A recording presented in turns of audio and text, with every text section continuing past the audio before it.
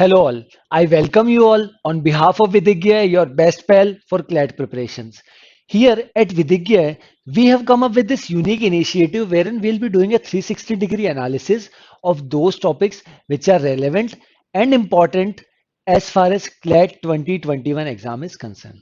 So today, our topic for the discussion is US-Taliban peace deal. This deal was signed long back by Trump administration on February 29, 2020. मतलब पिछले साल 29 फरवरी को ये deal sign की गई थी by Taliban and US government not involving Afghan government. Okay, so I'll just go through the flow of content कि किस तरह से we are going forward in this particular session. First of all, we'll see about Afghanistan, a brief history about Afghanistan, right? Then we'll have a look at about Taliban कि तालिबान कहाँ से start हुआ, किसने इसको रिकॉग्नाइज किया, कब उसने कहीं ना कहीं रूल किया, कब they were into power, right? Then we'll have a look at about the involvement of US because अभी क्या हुआ, the new president of US is he's just reviewing this policy, this particular agreement कि एक बार इसको वापस से review करना चाहिए, देखना चाहिए, right? और then we'll also have a look at कि what are the claims made by Taliban and then the deal about the deal that happened between Trump and Afghan government, not Afghan government, Taliban on February 29, 2020. Then the intra-Afghan relations, the deal that USA was thinking that it can mediate between Taliban and Afghan government. And at last, we'll see the challenges of that particular deal and the stand of US as well. This is a long topic and we have tried to cover it in the best possible manner. We'll try to cover it in the best possible manner that we will can. And it is followed by a quiz of 5 questions as well. So without any further ado, we are ready to begin. So a quote, either you run the day or the day runs you by Jim Rohn. So first of all, we'll see a map through which we'll have a look at the area. This is our beloved country, that is India, where this is Afghanistan, which wherein we are having a very good relation, and this is Pakistan. Okay, so Afghanistan shares boundaries with Pakistan. ठीक है, आगे बढ़ते हैं. यहाँ से अपन को समझ आ गया कि पड़ोसी देश है अपना Afghanistan. Though we didn't have any boundary, land boundary with Afghanistan, but कहीं ना कहीं अपना पड़ोसी देश और काफी अपने अच्छे रिलेशन रहे हैं अफगानिस्तान से हमेशा से ही. अब अपन सबसे पहले समझते हैं अफगानिस्तान की हिस्ट्री के बारे में. तो अफगान की history post 1917, we are not gonna go about ऐसे बहुत पुरानी हिस्ट्री अफगानिस्तान की, बट अभी इस कंटेक्स्ट में यूएस और तालिबान के बीच में जो पीस डील है currently, will look at the history from post 1979, मतलब 1979 के बाद की history will have a look at it. तो क्या हुआ, in December 1979, Soviet troops first entered Afghanistan in an attempt to bolster the communist pro-Soviet government threatened by internal rebellion. यही कहना चाह रहा है कि अफगानिस्तान गवर्नमेंट जो थी वहां पे कम्युनिस्ट गवर्नमेंट जो थी, और even Russia is communist country, तो वहां पर क्या हुआ कि अफगानिस्तान में कहीं ना कहीं इंटरनल रिबेलियन, मतलब विद इन द कंट्री ही कुछ ट्रुप्स उठ रहे थे और कहीं ना कहीं they're going against the government. तो कहीं ना कहीं USSR, then USSR that is Russia, उसने क्या सोचा कि we should go into this and कहीं ना कहीं विल ट्राई टू मीडिएट, और कहीं ना कहीं एक तरह से they were in support of Afghan government. Okay, but क्या हुआ वहां पर अफगान गवर्नमेंट के सपोर्ट में थे, काफी समय तक वो वहां पर थे. But the biggest problem is कहीं ना कहीं अगर रशिया और यूएस का ऑलवेज टसल चलता रहता है, और यूएस कहीं ना कहीं indirectly was supporting those groups who were anti government, anti Afghan government I can say. तो उन सब चीजों को देखते हुए कहीं ना कहीं क्या किया, रशिया भी वहां पर आ गया था और यूएस का भी इंडायरेक्टली कहीं ना कहीं इन्वॉल्वमेंट था. तो ये अपन को समझ आ गया, थ्रेटेंड बाय इंटरनल रिबेलियन. इसी वजह से रशिया जो कि कम्युनिस्ट कंट्री था और उस समय अफगानिस्तान में भी कम्युनिस्ट सरकार थी, तो कहीं ना कहीं क्या हुआ, रशिया ने वहां पर इवोक किया. Afghan despised their own nation's communist government and the Soviet troops supporting it. During the next 8 years, the two sides battled for control in Afghanistan, with neither the Soviets nor the rebels were able to gain a decisive victory. Even after gaining the support of Russia by the Afghan government, they were not able to come into a dialogue situation, और कहीं ना कहीं ऐसी situation में नहीं आ सके ताकि उस वो जो सिविल वॉर वाली जो सिचुएशन उसको खत्म कर सके, बिकॉज प्रॉब्लम्स और अनसर्टेनिटीज काफी समय तक वहां पर चली रही थी, अभी भी चल रही है वहां पर अफगानिस्तान में। बाय 1988 रशिया ने सोच लिया कि देवर ऑफ द ओपिनियन की it's long, it's been around 9 years. We have put in a lot of money, a lot of resources, a lot of our soldiers have died uh, in this particular incident, because 79 से ही Russia ने वहां पर अपना involvement start कर दिया था। तो it's been around 9 years, but कहीं ना कुछ सक्सेस हाथ नहीं आई, और कहीं ना कहीं प्रॉब्लम्स यही है बिकॉज अपने रिसोर्सेज, अपने मिलिट्री पर्सनल उनकी जानी गई है। तो और कहीं ना कहीं उनको ये भी लगा कि were tired of a war that many westerners refer to as Russia's Vietnam. मतलब जिस तरह से यूएस वियतनाम से हार गया था युद्ध में, इन द सेम वे ऐसा कहा जाता था रशिया जो हमेशा से जीता आया था कि ये रशिया का वियतनाम बन जाएगा। मतलब एक तरह से आप कह सकते हैं कि एक इनडायरेक्टली उनको एक ताना मारा गया था कि Afghanistan this will become Russia's Vietnam. So इसी वजह से उन्होंने सोचा कि अब यहाँ से निकल जाने में ही भलाई है। So the last Soviet troop left Afghanistan in February 1989। ये अपन रशिया की बात करें, यूएसएसआर की बात करें, कि उन्होंने क्या किया, 79 में आए थे और 89 में वहां से चले गए without gaining much success in Afghanistan. ठीक है, even after Soviet withdrawal Afghanistan never saw peace and stability even now as well. Afghanistan witness civil war from 1989 onwards, उसके बाद में सिविल वॉर चालू हो गई, और उसी के बाद से तालिबान मूवमेंट जो है, पश्तो मूवमेंट, वो स्टार्ट हुआ। उसके बारे में अपन समझते हैं। आई होप यहाँ तक चीजें क्लियर होगी। अफगानिस्तान की हिस्ट्री पोस्ट 1979, सोवियत कहीं ना कहीं आया, काफी समय तक वहां पर था डायरेक्टली, और काफी मदद करने की कोशिश करी गवर्नमेंट में ताकि इंटरनल रिबेलियन से वो कहीं ना कहीं खत्म हो सके, बट कहीं ना कहीं उनको भी सपोर्ट था और इसी वजह से वो चलती रही। But Russia was of the opinion कि अगर इसको और ज़्यादा लंबे समय तक चलाया तो this will become a new Russia's Vietnam. Okay, so that's why in by February 1989 they lift from this particular Afghanistan, जो उन्होंने इन्वोक किया था इन 1979। क्लियर है? आगे बढ़ते हैं अब तालिबान के बारे में। तालिबान को बहुत अच्छे से समझना जरूरी, क्योंकि उसी पे ही अफगानिस्तान की पूरी हिस्ट्री इवन टुडे डिपेंड करती है या पूरी रिवॉल्व करती है। तालिबान का मतलब होता है स्टूडेंट्स इन पश्तो। पश्तो में मतलब स्टूडेंट्स को तालिबान कहा जाता है। ठीक है, is an ultra conservative political and religious fraction that emerge in Afghanistan in the mid 90s in a small village near Kandahar. इसकी शुरुआत कहाँ से हुई थी? कंधार से। कंधार की स्टोरी एक आगे और आएगी कि इंडिया का एक फ्लाइट थी जो कंधार में उसको हाईजैक कर लिया गया था, that will also study. So the faction took its name from its membership, which consisted largely of students trained in madrasas that had been established for Afghan refugees in the 1980s in northern Pakistan. जैसे ही Russia ने वहां पर कहीं ना कहीं अपना military भेजना start किया अफगानिस्तान में, तो कुछ लोग वहां से निकले जो रिबेलियंस थे, भागे। तो कहीं ना कहीं जैसा अपने देखा, अफगानिस्तान और पाकिस्तान की बाउंड्री शेयर करते, तो वो लोग पाकिस्तान, नॉर्दर्न पाकिस्तान में आ गए, और they these people who were rebellions, they started they were started getting knowledge, और we can say going to madrasas, और कहीं ना कहीं वहीं पे उनको पढ़ाई स्टार्ट हो गई उनकी। इसीलिए यहाँ पर लिखा है they were trained in madrasas that had been established for Afghan refugees in the mid 90s 1880s in northern Pakistan. कहाँ पे? नदर्न पाकिस्तान में। वहां पर ट्रेनिंग एक तरह से कहाँ मिली इनको, मतलब आपको आगे जाके पता चलेगा लोग अफगानिस थे, ट्रेनिंग पाकिस्तान में मिली थ्रू मदरसाज यहाँ पे, और फंडिंग इनको अफगानिस्तान, सॉरी, सऊदी अरेबिया, वहां से आई। तो वो अपन आने वाली साइड में देखेंगे। From south western Afghanistan Taliban quickly extended their influence. In September 1995 they captured the province of Herat. Herat province इन्होंने कैप्चर ही कर लिया, right, bordering Iran. Exactly 1 year later they captured the Afghan capital Kabul. मतलब इतना रिबेलियस और इतने ज्यादा उनके साथ लोग आते गए थे कि मतलब यू कैन इमेजिन कि वहां की जो कैपिटल है अफगानिस्तान की, दैट इज काबुल, उनको ही उन्होंने कैप्चर कर लिया, दैट इज तालिबान ने। ओवरथ्रोइंग the regime of President Burhanuddin Rabbani, one of the founding fathers of the Afghan Mujahideen. By 1998, the Taliban were in control of almost 90% Afghanistan.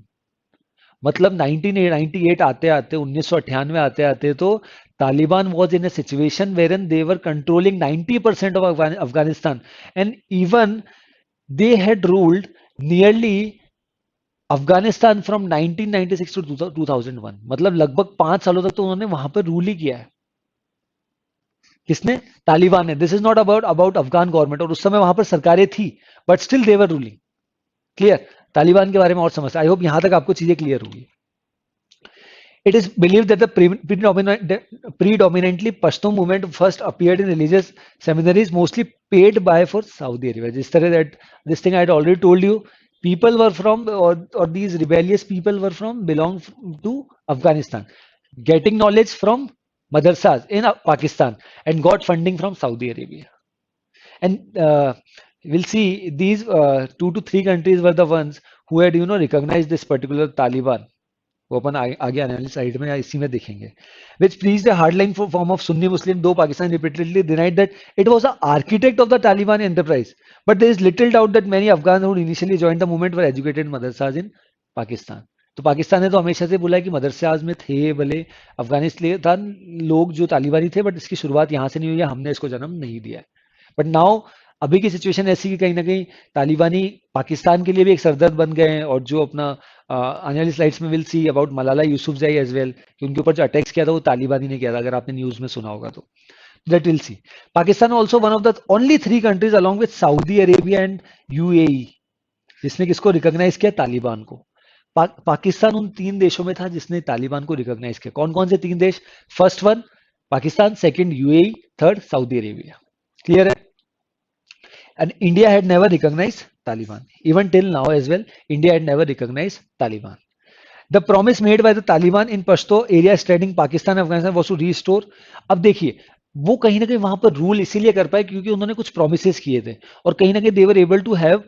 एक तो सबसे बड़ी बात, वो वहां जनता के ही लोग थे जो रिबेल हो गए थे एक तरह से अगेंस्ट गवर्नमेंट, और उन्होंने कहीं ना कहीं कुछ अपने वादे शर्तें उन्होंने रखी लोगों के सामने कि अगर हम विल के कम टू पावर, हम इस तरह से कर देंगे, हम इस तरह से चेंज ले आएंगे. तो वो सब उन्होंने वादे करे. तो क्या करा? Was to restore peace and security, शांति, enforce their own on austere version of sharia law और Islamic law once in power. कि जैसे ही वो आ जाएंगे सब शांति आ जाएगी, करप्शन फ्री कर देंगे, और स्टेबिलिटी आ जाएगी, सिक्योरिटी रहेगी, सब चीजें उन्होंने प्रॉमिस करा. So that's why they were able to, I think, rule from 1996 to 2001. Afghan wary of the Mujahideen excesses and inflating after the Soviets were driven out, generally welcomed the Taliban. कहीं ना कहीं वहां के लोगों के पास भी option नहीं था, कहीं ना कहीं तालिबान को पावर और ज्यादा मिल गई और they were able to come to power. ठीक है, when they first appeared on the scene. Next आगे और पढ़ते तालिबान के बारे में. Their early popularity was largely due to their success in stamping out corruption. कि उन्होंने जो बोला था कि हम एक बार आएंगे तो थोड़ी सिक्योरिटी, स्टेबिलिटी, शरिया लॉ, वो सब की बात करी, तो उन्होंने उसकी तरफ काम करना चालू कर दिया था. ठीक है, स्टार्टिंग में रैंपिंग आउट करप्शन, करप्शन को उन्होंने कहीं ना कहीं कम करना है, खत्म करने की तरफ कदम उठाए थे.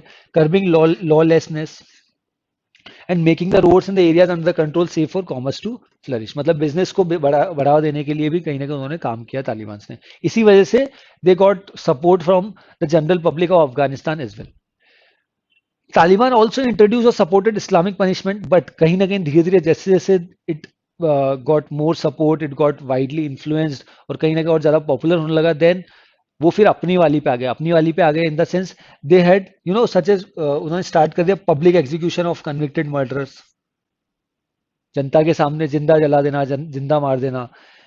And amputation for those founding guilty of that. मतलब जो कठोर से कठोर कानून जो बना सकते वो उन्होंने वो बनाना चालू कर दिया लोगों के खिलाफ, और उसको इम्प्लीमेंट भी करना चालू कर दिया. Men were required to grow beards and women had to wear the all covering burqa, and even music, cinema, वो सब बंद कर दिया. और even they had not allowed girls to go to schools after the age of 10. मतलब second, third या fourth के बाद if you are a girl you are not able to, और you can't go to school for getting your education. तो ये सब law वो लेके आ गए थे. And they were also accused of various human rights and cultural abuses as well. और तालिबान ने एक बहुत बड़ा देखिए अफगानिस्तान के ऊपर काफी देशों ने, यूएसएसआर, मतलब सब काफी देशों ने अटैक किया, बट कभी भी अटैक में जो पुरानी जो हिस्टोरिकल चीजें उनको कभी भी कहीं ना कहीं उसके ऊपर इम्पैक्ट नहीं किया गया या उसको डिस्ट्रॉय नहीं किया गया. बट तालिबान इतने अग्रेसिव हो गए कि उन्होंने बुद्धा की, बामिया बुद्धा बुद्धा जो स्टैचू था जो सेंट्रल अफगानिस्तान में जो इतना पॉपुलर था, उसको भी डिस्ट्रॉय कर दिया. तो अब आप सोच सकते हैं कि जो स्टूडेंट्स के द्वारा मदरसों में पाकिस्तान से स्टार्ट हुआ, फंडिंग अफगानिस्तान से आई, और बढ़ते बढ़ते बढ़ते जिन्होंने प्रोमिस किए कि हम ऐसा कर देंगे ऐसा कर देंगे, जैसे व्हेन दे केम टू पास, वो कहीं ना कहीं स्टार्टिंग में तो उन शर्तों पे रहे, उन्होंने काम किया, बट इवेंचुअली कहीं ना कहीं बहुत ज्यादा उग्र हो गए, और कहीं ना कहीं उन्होंने बहुत ज्यादा मतलब वायलेंट ये प्रैक्टिसेस कहीं ना कहीं स्टार्ट कर दी। और ये बामिया बुद्धा स्टैचू जो सेंट्रल अफगानिस्तान में was also one of those issues.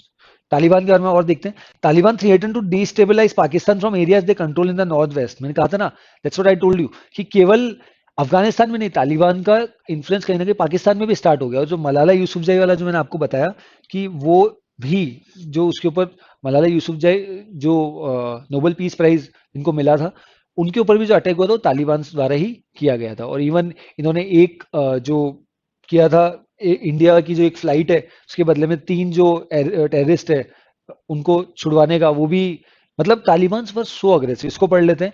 Kandahar hijack, famous Kandahar hijack, जो कि flight 814, militants of Harkatul Mujahideen, a Pakistan based extremist group, hijack Indian airline, कौन सी flight 814, commonly known as IC 814, ठीक है, in Indian airspace to end the hostage crisis in the Kandahar hijack. Then Indian government agreed to release 3 militant. कौन कौन थे? Mushtaq Ahmed Zargar, Maulana Masood Azhar and Daniel Pearl. Murder Daniel Pearl, जो who was accused of the death of Daniel Pearl. And 2006 Mumbai terror attack में भी किसका नाम था? मौलाना मसूद अजहर का नाम था। तो इन्वॉल्वमेंट तालिबान की कहीं ना कहीं वी कैन से इसको डिनाई नहीं कर सकते, या बिकॉज क्यों, कहीं ना कहीं उनका बढ़ता जा रहा था रोल, इन्वॉल्वमेंट, आसपास के पड़ोसी देशों में उनका जो इन्फ्लुएंस है वो बढ़ता जा रहा था।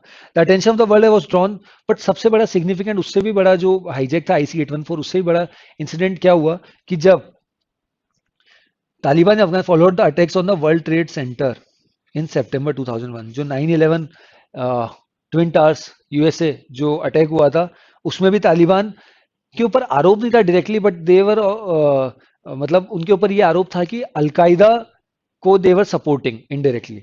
सो Taliban were accused of providing a sanctuary to Osama bin Laden. Osama bin Laden al Qaeda के जो मुखिया थे, were blame for the attacks. Clear है? तो आई थिंक यहाँ से यहाँ तक अपन को तालिबान की पूरी हिस्ट्री पता चल गई, स्टोरी कि सबसे पहले अपन ने अफगानिस्तान के बारे में समझा पोस्ट 1979, फिर तालिबान कहाँ से स्टार्ट हुआ, कैसे फंडिंग मिली, किस तरह से वो बढ़ता गया, किस तरह से उसने राज किया, और किस तरह से केवल अफगानिस्तान में नहीं पाकिस्तान में भी उसका इन्फ्लुएंस बढ़ा। फिर IC 814 अपन ने देखा। फिर अलकायदा मूवमेंट जो यूएस कैसे पिक्चर में आया, रशिया अपन समझ गए, बट यूएस क्यों पिक्चर में आया, then this story will see now. ठीक है। ऑन September 11, 2001 जो टेररिस्ट अटैक हुआ, जिसमें nearly 3000 people of US were killed, overall 3000 people were killed in that particular attack. तो Osama bin Laden, he was the one who was the culprit of this particular incident. But Taliban ran Afghanistan at that time, protected Osama bin Laden, bin Laden refused to hand him over. मतलब तालिबान, ये अफगानिस्तान में Osama bin Laden था उस समय, लेकिन तालिबान वालों ने, US ने बोला कि हम यहाँ पे इन्वेट करेंगे और हमको ओसामा बिन लादेन दे दो, बट तालिबान ने मना कर दिया, नहीं हमारे पास तो नहीं है। They openly refused the United States, but United States retaliated after month, और विद इन अ मंथ क्या किया, on October 7, 2001 a US-led military coalition invaded Afghanistan. By the first week of December the Taliban regime had collapsed. Collapse में फिर क्या हुआ कि जो वहां के बड़े बड़े लीडर्स थे, जो तालिबान के हेड्स थे बड़े बड़े, वो भागने लग गए, बिकॉज US ने काफी अग्रेसिवली अफगानिस्तान के जो ये ट्रुप्स है, तालिबानी ट्रुप्स, उस पर अटैक करना स्टार्ट कर दिया था। और after a decade Neptune Spear, जो काफी फेमस ऑपरेशन था, उसके तहत एबटाबाद इन पाकिस्तान इसको मार दिया गया ओसामा बिन लादेन को। इसके ऊपर एक बहुत फेमस मूवी भी है, that is zero dark 30। Clear है? आगे बढ़े। अब बात करते हैं यूएस का इन्वॉल्वमेंट। अपन समझ गए कि 2001 में अटैक हुआ, फिर कहीं ना कहीं तालिबान की तरफ उन्होंने अटैक करना स्टार्ट किया, और वो स्टोरी अभी तक चल रही है, और ट्रूप्स अभी तक भी रखे हैं, मतलब यूएस के ट्रूप्स अभी तक भी वहां पर तालिबान अफगानिस्तान में है, विच आर काउंटरिंग तालिबान। ठीक है।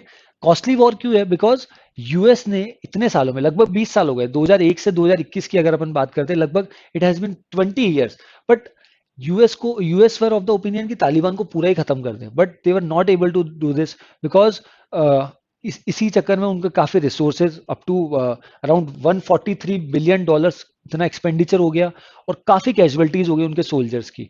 एंड इवन अगर अपन बात करें तो कहीं ना कहीं उनकी कंट्री में भी इस बारे में, बिकॉज उनका कोई अब वो नहीं है कि उनको कुछ उसमें फायदा है, बट कहीं ना कहीं उन्होंने एक मंशा थी उनकी कि कहीं ना कहीं हम तालिबान को खत्म कर देंगे और अफगानिस्तान में पीस ले आएंगे। But it's getting very hard because this particular thing was tried by even Russia, USSR for 10 years, but even they were not able to, counter, or kahin na kahin they were not able to destroy Talibanis.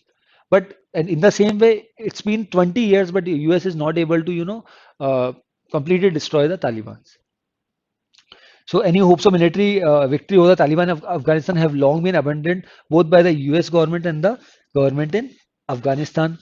Despite sporadic success at 20 years, it is longest US war and at very high cost. मतलब बहुत ज़्यादा in terms of resources.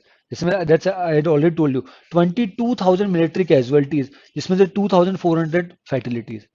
मतलब 22,000 military के जवान तो उनके मतलब घायल हो गए या उनको लगे, और उसमें से 2400 अराउंड 10% 12% की तो डेथ ही हो गई, राइट? तो कितना कॉस्टली है फिर। प्लस अगर अपन मॉनेटरी टर्म्स में अगर बात करते तो अराउंड 143 बिलियन डॉलर का एक्सपेंडिचर यूएस ने कर दिया है इन रिमूविंग और destroying these Taliban, but they are not able to do this.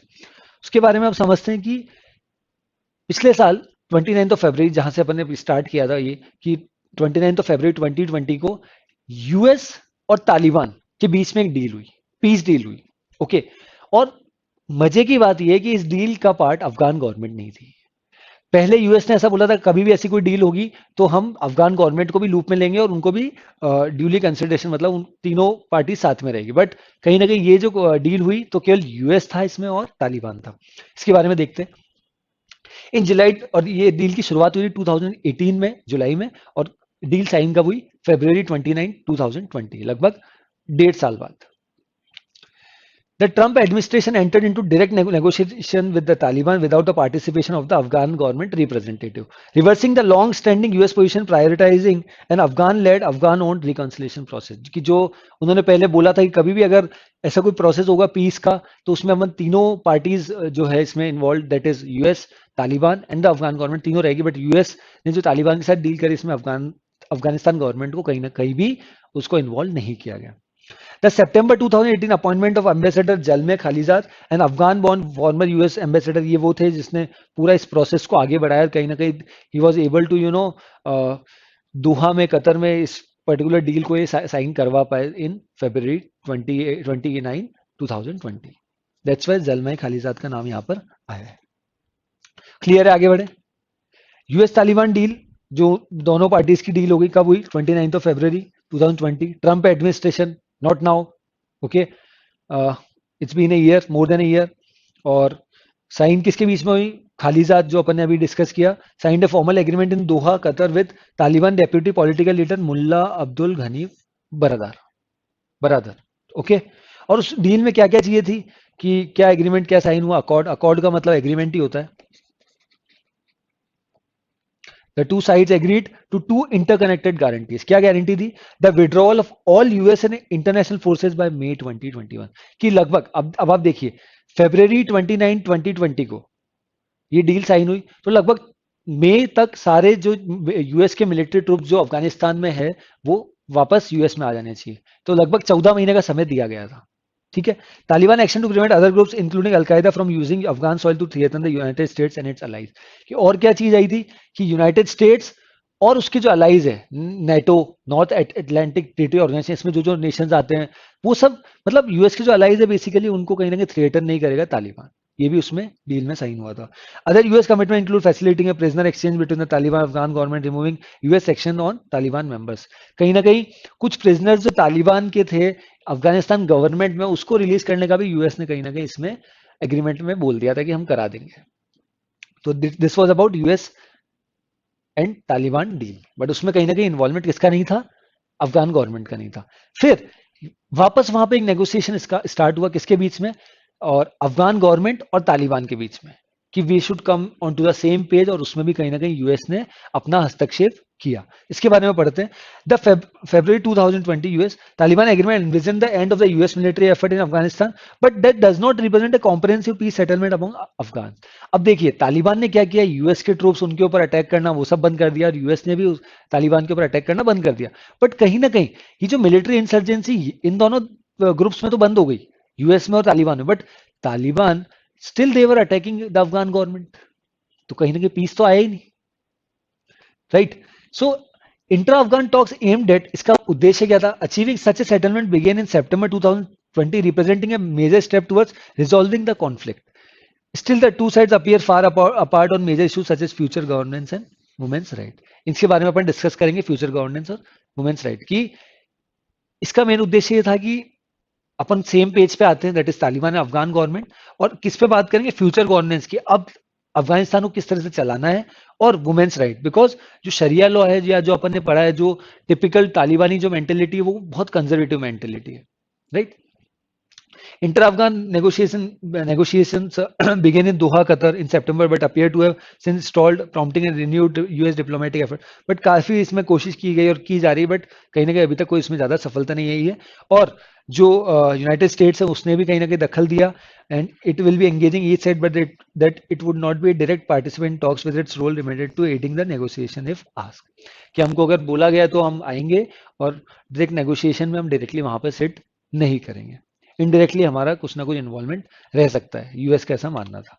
अब नेगोशिएटिंग इश्यूज क्या थे दोनों देशों, दोनों पार्टीज में, that is Afghan government and Taliban. First is reducing violence, कि जो वायलेंस हो रहा है पूरे देश में अफगानिस्तान में, इसको खत्म करना है, इधर बाय तालिबान और बाय अफगान गवर्नमेंट, दोनों को मिलकर इसको खत्म करना है। दूसरा एक और क्या इशू था, future structure orientation of the Afghan state, उसमें सभी चीज आ गई, लॉ एंड ऑर्डर, जो टीवी शोज और म्यूजिक सिनेमा, वो मतलब सारी इश्यूज इन्होंने कवर कर दिए। जो अपन ने तालिबान ने जो रूल लेके आए थे कि 10 ईयर्स से अबव एज की अगर कोई गर्ल है तो she won't be able to go to school, तो वो उन सब चीजों पे बात करनी थी।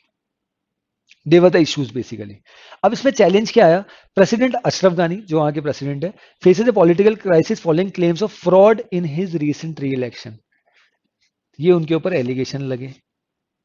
और एक सबसे बड़ा इशू ये है कि कि ये दोनों पार्टीज तालिबान और अफगान गवर्नमेंट कहीं ना कहीं अगर सेटलमेंट पे आई बात पे, और उनका अगर सेटलमेंट हो भी जाता है, तो Taliban as we had already discuss कि पश्तू हैं, और जो प्रेसिडेंट अशरफ गनी है ये भी पश्तू हैं। तो अब अगर इन दोनों पार्टीज के बीच में कॉन्टेक्ट हो भी जाता है, तो कहीं ना कहीं ये बात आती है कि ये दोनों तो ऑलरेडी पश्तो, ये तो ऑलरेडी मिले हुए हैं। ये किसका मानना था, अब्दुल्ला जो वहां पर दूसरे एथनिक ग्रुप से बिलोंग करते, तजिक्स। सो इसको पढ़ लेते हैं, इंपॉर्टेंट है। The political tussle is between Ashraf Ghani who belongs to the largest ethnic group in Afghanistan, that is Pashto. और पश्तो जो अपन ने देखा था, तालिबानी वर्ड ही वहीं से आया, that is student. And Abdullah whose base is among his fellow Tajiks, the second largest group in Afghanistan. कि if there are any concessions made by Ghani's government to the Taliban will likely be interpreted by Mr. Abdullah support as an intra-Pashto deal. कि ये जो deal अगर हो भी जाती है Afghan government में, दैट इज प्रेसिडेंट घानी और तालिबान में, तो दोनों ही एक ही कम्युनिटी से बिलोंग करते हैं, दैट इज पश्तो, तो वो तो इंट्रा पश्तो डील हो गई, ये कोई इंट्रा अफगानिस्तान डील तो हुई नहीं। तो ऐसा ये किसका मानना था, अब्दुल्ला जो वहां के बहुत प्रोमिनेंट सेकंड सबसे बड़ी एथनिक ग्रुप जो वहां का है उससे बिलोंग करते थे। अब अभी की स्थिति अगर अपन बात करते हैं कि अभी का क्या स्टेटस है, present status, in January 2021 the Trump administration, जैसा उनके बीच में डील हुई थी कि उनके ट्रूप 14 महीने वापस, तो लगभग 14,000 कुछ ट्रूप थे, तो अभी केवल 2,500 ट्रूप्स ही वहां पर बचे, और वो भी उनका ऐसा मानना था कि मई 2021, दैट इज 14 महीने 14 मंथ्स कंप्लीट होने के पहले उनको बुला लिया जाएगा, कहां पर, यूएस में। But as the May 1 deadline for pulling out all American troops from Afghanistan nears, US President Joe Biden, अब यहां पर क्या रोल है कि faces some difficult situation. President Joe Biden is under some pressure at home not to be seen as abandoning Afghanistan. अब president जो Biden इस political dilemma में है कि अगर इस चीज को छोड़ दिया जाए या ट्रूप्स को बुला लिया जाए तो भी दिक्कत है, और नहीं बुला लिया जाए तो अपन कहीं ना कहीं जो अपन ने क्लेम किया था या जो डील साइन करी थी उससे अपन पीछे हटेंगे। तो this is in the days to come will able to know कि फाइनली क्या यूएस का टेक रहता है, बिकॉज मई 1 तक उनको ट्रूप्स उनको लाने ही उसके पहले लाने, तो दैट विल सी। तो दो जो सबसे बड़ी इशू है, तो कि either they could be abide by the promise कि जितने भी military troops हैं उनको May 1 के पहले 2021 that is before completion of 14 months उनको लिया जाए, और to scrap the 2020 agreement. जो बाइडन के पास दो पॉसिबिलिटी है, या तो जो 2020 में जो डील साइन हुई उसके साथ चले, या फिर उसको स्क्रैप कर दे, खत्म कर दे. In the times to come will see कि what's the decision that has been taken by the Joe Biden's government. I think with this, we have got a very good overview of this topic. Post 1979, Afghan history, Taliban कहाँ से आया, पाकिस्तान, अब Saudi Arabia, UAE जिसने recognise किया, और इसके अलावा कौन कौन से देशों में, इवन पाकिस्तान में भी इसने स्टार्ट कर दिया अपनी जो उग्रता थी कहीं ना कहीं वी कैन से.